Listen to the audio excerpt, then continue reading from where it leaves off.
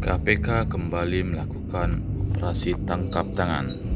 Kali ini Profesor Karomani, Rektor Universitas Negeri Lampung, yang menjadi target sasaran KPK.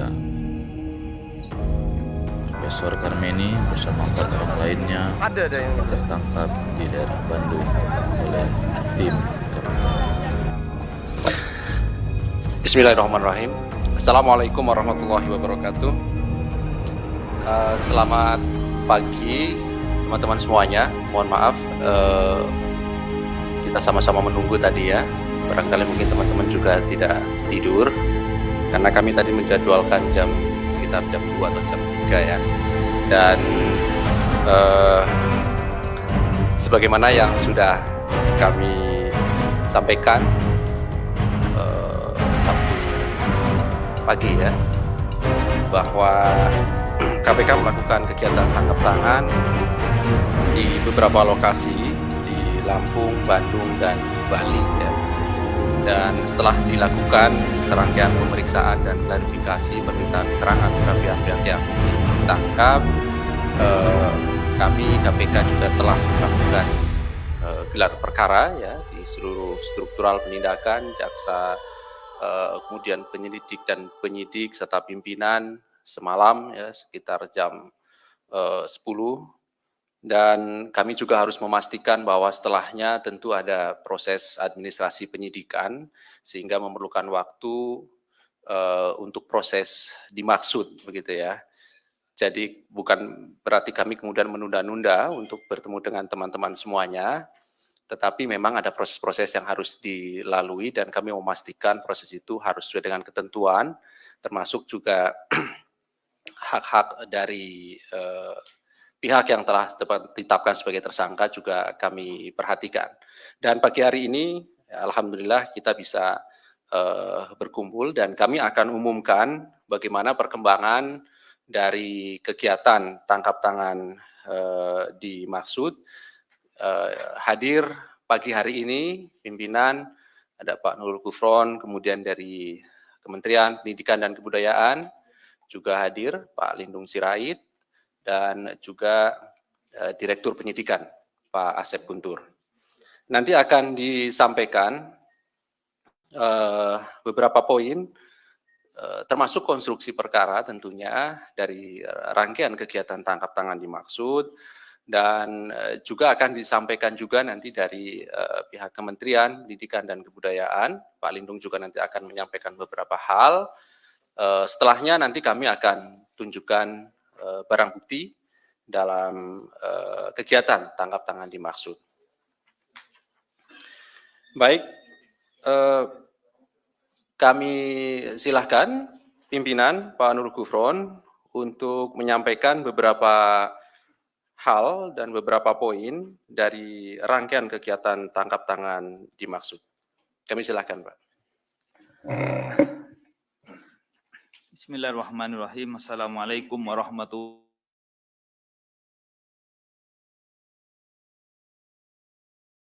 wabarakatuh. Salam kebajikan. Sebagaimana disampaikan oleh Mas Ali, kami akan menyampaikan konferensi pers mengenai pengumuman atas penahanan para tersangka dugaan tindak pidana korupsi, suap dan gratifikasi oleh penyelenggara negara atau yang mewakilinya terkait penerimaan calon mahasiswa baru pada Universitas Lampung tahun 2022. Hari ini kami akan menyampaikan informasi terkait kegiatan tangkap tangan atas dugaan tindak pidana korupsi berupa suap dan gratifikasi oleh penyelenggara negara atau yang mewakilinya terkait penerimaan calon mahasiswa baru pada Universitas Lampung tahun 2022.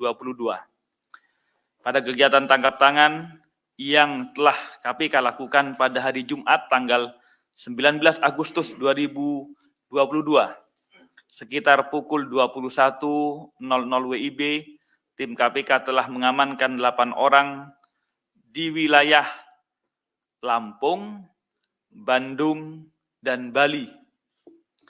Pertama, Saudara KRM, Rektor Universitas Lampung periode 2020-2024. 2. HY, Wakil Rektor 1 Bidang Akademik Universitas Lampung. 3. MB, Ketua Senat Universitas Lampung. 4. BS, Kepala Biro Perencanaan dan Hubungan Masyarakat Universitas Lampung. 5. ML, Dosen. 6. HF, Dekan Fakultas Teknik Universitas Lampung. 7. AT, Ajudan KRM. 8. AD, swasta. Selain itu ada 2 orang yang turut diperiksa setelah bersangkutan hadir menemui tim KPK di gedung KPK, yaitu Saudara AS, Wakil Rektor 2, Bidang Administrasi Umum dan Keuangan Universitas Lampung. 10. TW, Staf HY. Selanjutnya, konstruksi dan kronologis akan dibacakan oleh Direktur Penyidikan, yaitu Bapak Asep. Kami persilahkan Pak Asep untuk menjelaskan tentang kronologis kegiatan tangkap tangan KPK tersebut. Silakan. Baik, terima kasih pimpinan. Rekan-rekan media sekalian, kronologis tangkap tangan dimulai dengan adanya laporan dari masyarakat yang diterima KPK terkait dengan dugaan korupsi pada penerimaan mahasiswa di Universitas Lampung tahun 2022. Tim kemudian pada hari Jumat tanggal 19 Agustus 2022 sekitar pukul 21.00 WIB bergerak ke lapangan dan menangkap serta mengamankan beberapa pihak yang diduga sedang melakukan tindak pidana korupsi di Lampung dan Bandung. Kemudian juga ada yang ke Bali. Adapun pihak yang ditangkap di Lampung adalah ML, HF, HY beserta dengan barang bukti uang tunai sebesar Rp414.500.000, kemudian slip setoran deposito di salah satu bank sebesar Rp800 juta, dan kunci safe deposit box yang diduga berisi emas yang setara dengan 1,4 miliar. Kemudian pihak yang ditangkap di Bandung adalah KRM, BS, MB, dan AT, beserta barang bukti kartu ATM dan buku tabungan sebesar 1,8 miliar. Dan yang ditangkap di Bali adalah Saudara AD. Pihak-pihak dan barang bukti selanjutnya dibawa ke Gedung Merah Putih KPK untuk dilakukan pemeriksaan lebih lanjut.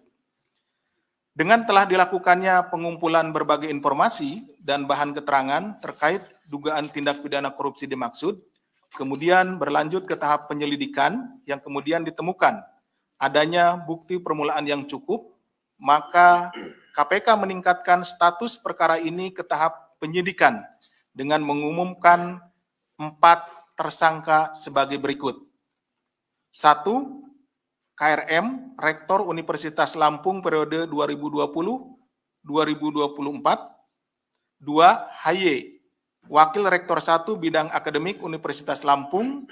3. MB, Ketua Senat Universitas Lampung. Dan 4. AD, swasta. Untuk keperluan proses penyidikan, tim penyidik melakukan upaya paksa penahanan kepada para tersangka untuk 20 hari ke depan, terhitung mulai tanggal 20 Agustus 2022 sampai dengan 8 September 2022 di rutan KPK sebagai berikut. 1. KRM ditahan di rutan pada Gedung Merah Putih. 2. HY ditahan di rutan pada Pomdam Jaya Guntur. 3. MB ditahan di rutan KPK pada Pomdam Jaya Guntur. Dan 4, sedangkan AD penahanannya terhitung mulai tanggal 21 Agustus. Karena ini ada perbedaan waktu pada saat penangkapan. Jadi AD ditangkap belakangan. Untuk AD mulai 21 Agustus sampai dengan 9 September 2022 di rutan KPK pada Pomdam Jaya Guntur. Konstruksi perkara sebagaimana dijelaskan oleh Pak Dirsidik tersebut kepada kualifikasi dugaan tindak pidana korupsinya dapat kami gambarkan sebagai berikut. Jadi di tahun 2022 ini, Universitas Lampung sebagai salah satu perguruan tinggi negeri ikut menyelenggarakan seleksi nasional masuk perguruan tinggi negeri atau SNPTN. Selain SNPTN, Unila juga membuka jalur khusus yaitu seleksi mandiri masuk Universitas Lampung dengan jalur mandiri ini yang disebut dengan Simanila untuk tahun akademik 2022. Saudara KRM yang menjabat sebagai Rektor Universitas Lampung periode 2020 sampai 2024 memiliki wewenang salah satunya terkait mekanisme dilaksanakannya Simanila tersebut, sistem mandiri masuk Universitas Lampung.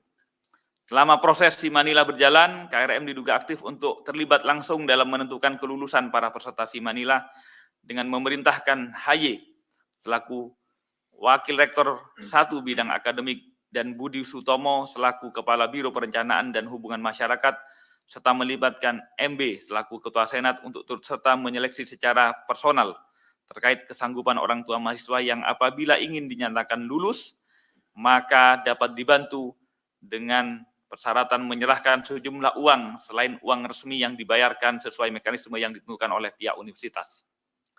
KRM juga diduga memberikan peran dan tugas khusus untuk HY, MB, dan Budi Sutomo untuk mengumpulkan sejumlah uang yang disepakati dengan pihak orang tua peserta yang sebelumnya telah dinyatakan lulus berdasarkan penilaian yang sudah diatur oleh KRM. Terkait besaran nominal, uang yang disepakati antara KRM diduga jumlahnya bervariasi berkisar antara 100 juta sampai 350 juta untuk setiap orang tua peserta seleksi yang ingin diluluskan.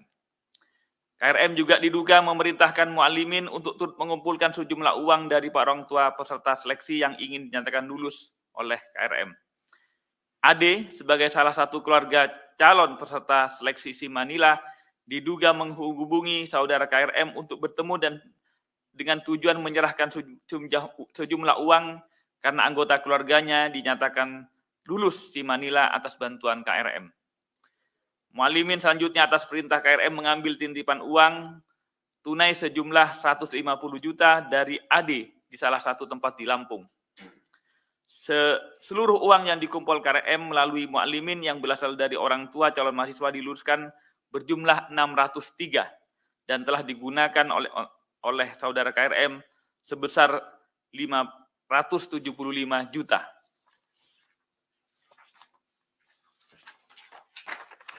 Selain itu, KPK juga menemukan adanya sejumlah uang yang diterima KRM melalui Budi Sutomo dan MB yang berasal dari pihak orang tua calon mahasiswa yang diluluskan KRM yang juga atas perintah KRM uang tersebut telah dialihkan untuk menjadi tabungan, deposito, emas batangan, dan juga masih tersimpan dalam bentuk uang tunai yang totalnya senilai 4,4 miliar. Atas perbuatan tersebut, para tersangka kami sangkakan melanggar pasal sebagai berikut. AD selaku pemberi disangkakan melanggar pasal 5 ayat 1 huruf A atau pasal 5 ayat 1 huruf B atau pasal 13 Undang-Undang 3199 Jungto 20/2001 tentang pemberantasan tindak pidana korupsi. KRM, HY, dan MB selaku penerima disangkakan melanggar pasal 12 huruf A atau 12 huruf B atau pasal 11 Undang-Undang 3199 Jungto 20/2001 tentang pemberantasan tindak pidana korupsi Jungto pasal 55 ayat 1 ke 1. Modus suap penerimaan mahasiswa baru ini tentu mencoreng dan juga mengironikan kita semua karena suap ini terjadi di dunia pendidikan di mana kita berharap dunia pendidikan mampu mencetak ilmu dan kader-kader bangsa yang kita harapkan ke depan bisa memberantas dan juga mencegah korupsi. Manipulasi yang dilakukan pada tahap penerimaan menjadi pintu awal manipulasi-manipulasi berikutnya. Kader-kader bangsa yang diharapkan dapat dididik di lembaga pendidikan yang harapannya ke depan menjadi generasi bangsa pemberantas korupsi, kemudian kita menjadi tidak memiliki harapan. Oleh karena itu, sekali lagi, KPK melalui penindakan telah menangani berbagai modus perkara di sektor pendidikan ini. Melalui strategi pencegahan telah mendorong perbaikan sistem dan tata kelola penyelenggaraan pendidikan mulai dari rekrutmen mahasiswa baru. KPK memang telah melakukan kajian dan menilai bahwa penerimaan mahasiswa baru melalui jalur mandiri kurang terukur, kurang transparan, dan kurang berkepastian. Sesungguhnya kami memahami bahwa jalur mandiri ini adalah jalur afirmasi untuk mahasiswa-mahasiswa ataupun calon-calon mahasiswa baru dengan kebutuhan-kebutuhan khusus. Misalnya daerah tertinggal, misalnya mahasiswa yang tidak mampu dan lain-lain. Itu semua untuk tujuannya adalah mulia. Namun karena jalur mandiri ini ukurannya sangat lokal, tidak transparan, dan tidak terukur, maka kemudian menjadi tidak akuntabel. Karena tidak akuntabel, maka kemudian menjadi celah terjadinya tindak pidana korupsi. Oleh karena itu, sekali lagi KPK berharap ke depan proses rekrutmen, mau apapun namanya, ada jalur mandiri ataupun jalur afirmasi yang lain, bukan soal mandirinya, bukan soal namanya, tetapi mekanismenya harus diperbaiki menuju lebih terukur, lebih akuntabel, dan lebih partisipan, ya, lebih partisipatif, supaya kemudian masyarakat bisa lebih turut mengawasi. Itu yang kami harapkan, dan mudah-mudahan kejadian ini untuk dunia pendidikan tinggi, mudah-mudahan kejadian terakhir, dan kami tak berharap untuk adanya tindak pidana korupsi lebih lanjut di dunia pendidikan tinggi. Demikian yang dapat kami sampaikan. Selanjutnya kami juga didampingi Inspektorat dari Kementerian Pendidikan dan Kebudayaan. Mungkin nanti akan menyampaikan beberapa hal tentang kegiatan tangkap tangan ini dan komitmennya ke depan. Saya kembalikan ke Pak Ali. Terima kasih. Wassalamualaikum warahmatullahi wabarakatuh. Terima kasih pimpinan Pak Nurul dan Pak Asep Guntur. Berikutnya kami persilahkan Pak Lindung Sirait dari Inspektorat Kementerian Pendidikan dan Kebudayaan untuk menyampaikan beberapa hal pada kesempatan pagi ini. Kami silakan, Pak.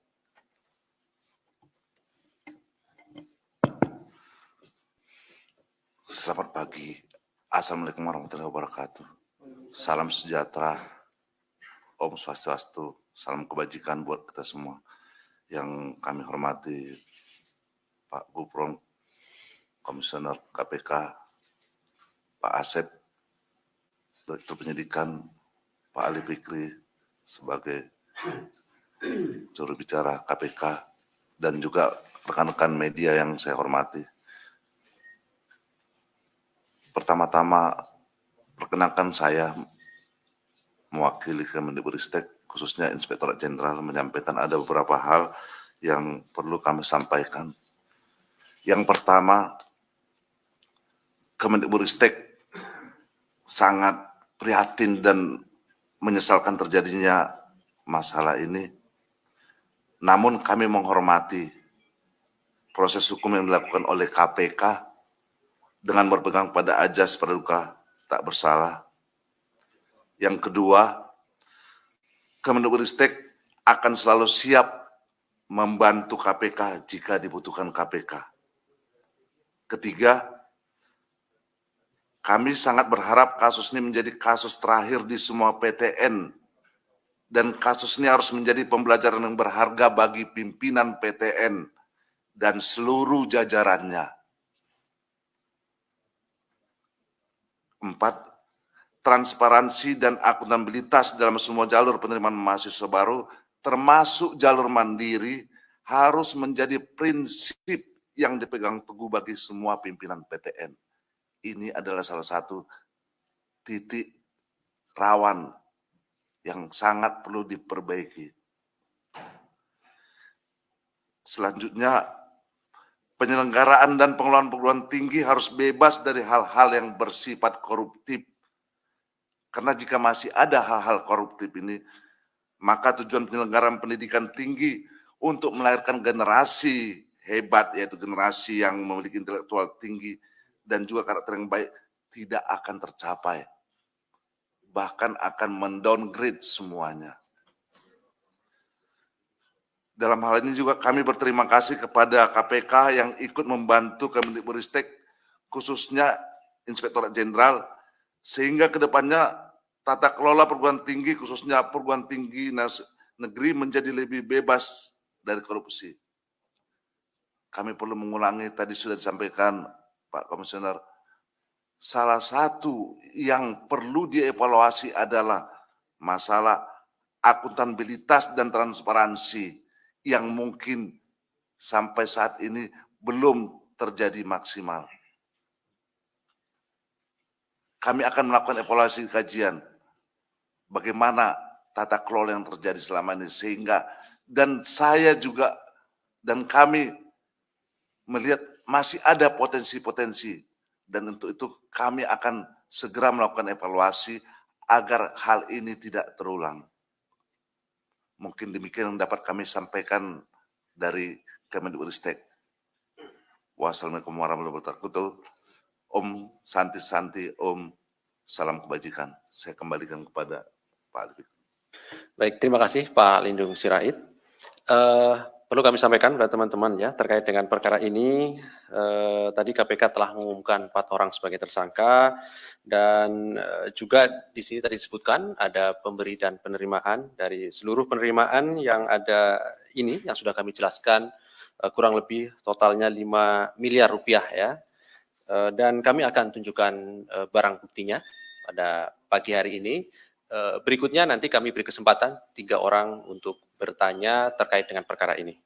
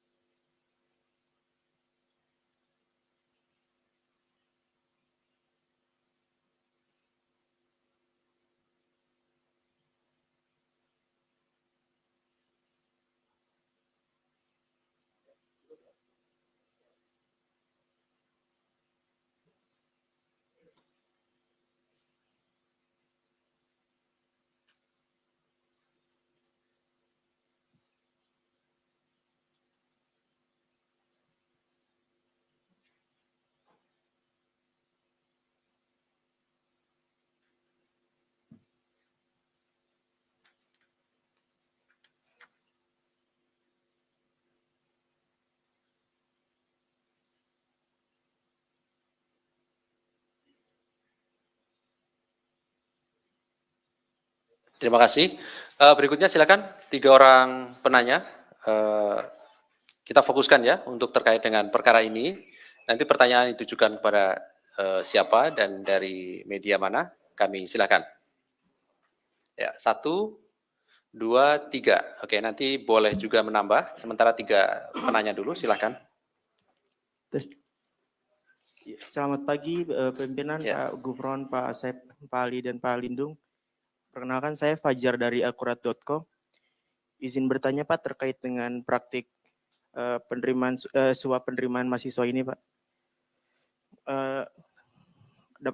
Berdasarkan info tuh Rektor Pak Karomani ini masuk di dalam grup forum rektor di Indonesia. Nah infonya ini hal-hal seperti ini tuh sudah lumrah dan biasa terjadi di berbagai kampus. Nah, melihat hal ini, Kemendikbud sendiri akan melakukan langkah konkret seperti apa ya ke depannya, biar hal kayak ini nggak terulang lagi. Terus sekiranya sanksi apa yang bakal dilakukan terhadap para oknum-oknum ini? Terima kasih Pak. Terima kasih Mas Fajar. Berikutnya silakan Mas Yogi Esa. Pagi Pak Ufron, Mas Ali, dan yang lainnya. Perkenalkan saya Niam dari kompas.com. Pada Pak Inspektorat mungkin dari Kemendikbudristek. Mau tanya ini kan pimpinan utama Unila ditahan ya gitu ya, sama Wakil Rektor bidang 1 bidang akademik. Dan selain Rektor terus Senat itu kan juga posisi-posisi yang sangat penting kayak gitu ya. Semisal kayak ini tahun ajaran baru dan sebagainya, tentu bidang akademik juga pasti ke depan bakal banyak banget kesibukan kayak gitu di kampus. Nah, ini untuk kepemimpinan birokrasi Unila sendiri selanjutnya bakal gimana kayak gitu? Apakah semisal dari Kemendikbudristek menunjuk semacam PLT rektor kayak gitu ya, atau bagaimana? Terus kedua, saya pikir mungkin ya korupsi melalui PMB jalur mandiri ini kan nggak terlepas dari adanya kebijakan Kemendikbud membolehkan kembali ya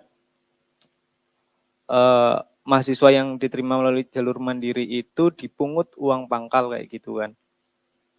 Ya mungkin itu sih maksudnya kalau dari ya KPK sendiri sama dari Kemendikbudristek sendiri kayak gimana gitu. Soalnya menurut saya sih itu kayak jadi celah banget. Apakah ada kemungkinan kebijakan uang pangkal itu dikaji ulang kayak gitu, karena ya kayaknya paling sial itu anak-anak lewat jalur mandiri itu maksudnya, kena uang pangkal terus kena kayak ginian dan sebagainya. Mungkin itu dulu, makasih. Oke, terima kasih Mas Niam. Terakhir. Assalamualaikum Pak, selamat pagi, saya Wildan Noviansa dari Detikcom.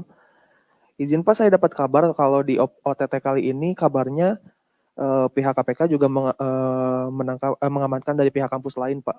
Salah satunya dari UNJ. Izin informasinya, Pak. Terima kasih banyak. Oke, jadi apakah ada di kampus lain begitu ya, Mas? Oke. Mas, satu lagi dong. Oh, oke. Ya, ini kan berarti salah satu penyuap dari pihak mahasiswa, katakan kayak gitu ya. Itu statusnya gimana? Maksudnya berarti kan mereka masuk nggak sesuai dengan legal yang benar ya gitu. Oke. Maksudnya setelah ini bagaimana ya? Karena ini kan ada dugaan suapnya, begitu ya maksudnya ya. Baik. Kami silakan mungkin dari Pak Lindung, pimpinan termasuk Pak Asep, kami silakan untuk memberikan tanggapan dari respon beberapa teman media tadi.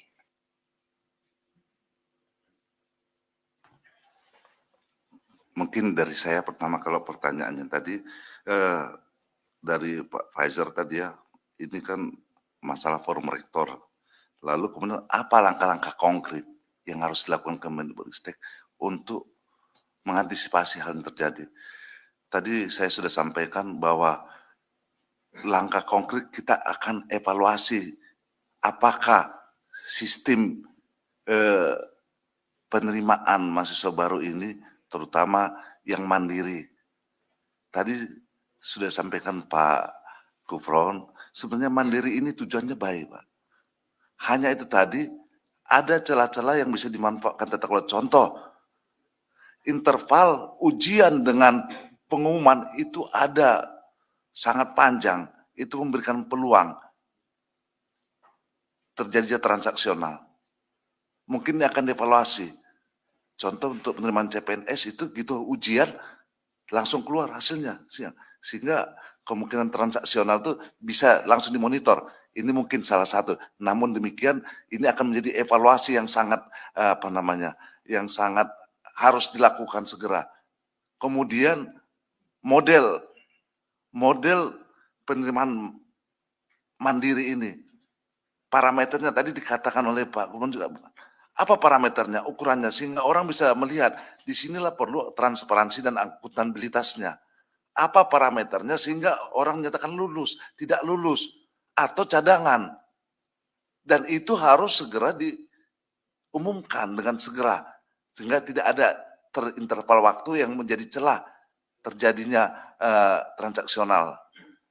Itu yang pertama. Lalu yang kedua, terkait pimpinan Unila. Bagaimana?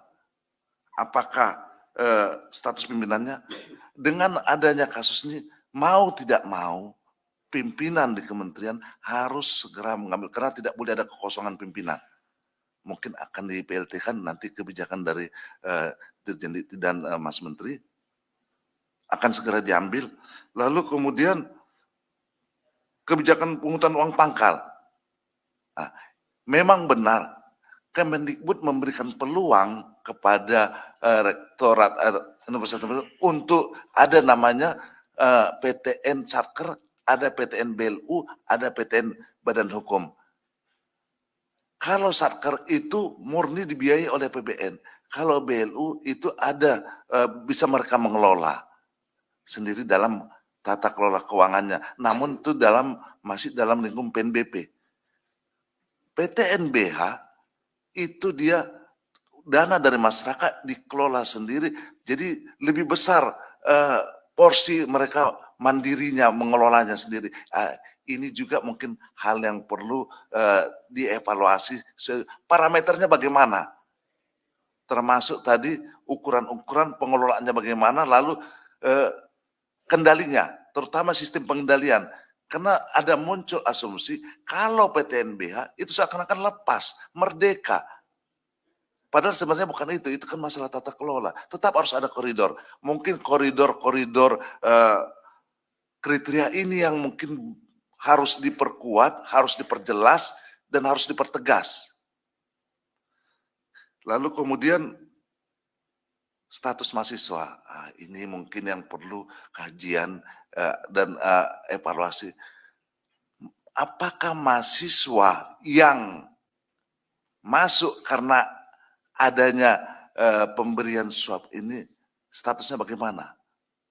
Saya belum dapat mengambil putusan saat ini, mungkin akan kami rapatkan di kementerian bagaimana status mahasiswa ini. Karena ini juga menyangkut pertama ya ada pelanggaran hukum, namun mahasiswanya bagaimana nih? Lalu kemudian apakah ada yang lain? Mungkin saya untuk pertanyaan ketiga mungkin bukan ranah saya, namun untuk pertanyaan pertama dan kedua itu yang bisa saya sampaikan. Terima kasih. Terima kasih Pak Lindung. Ada beberapa hal yang saya sampaikan ya. Jadi kalau proses hukum utamanya penyelidikan, mohon maaf sekali lagi kami tidak bisa menanggapi dan juga memberikan keterangan karena sekali lagi yang akan-akan itu tidak akan kami sampaikan. Kalau akan-akan kami sampaikan, Anda tidak akan dapat berita nanti karena tidak ada yang ditangkap nanti. Pertama begini, kebijakan Kemendikbud, jadi tentang uang pangkal, tentang jalur mandiri, itu bukan masalah uang pangkalnya. Mau uang pangkalnya berapapun, tapi berkepastian, misalnya dipungut, anggap sudah dipungut 100 juta, atau dianggap dipungut 500 juta, tapi ketentuannya jelas, pasti, tidak masalah. Yang tidak pasti itu yang mengakibatkan tidak jelas ukurannya, tidak pasti, tidak akuntabel, tidak partisipatif dan transparan, di situ celah kemudian ada korupsinya, bukan pada salah uang pangkalnya. Juga bukan masalah pada jalur mandirinya, bukan. Jalur mandiri asalkan pasti, yang ini untuk apa? Untuk ini ukurannya apa? Partisipatif, masyarakat bisa melihat, transparan, itu nggak masalah, tidak akan menimbulkan jalur yang bisa menimbulkan kerawanan korupsi.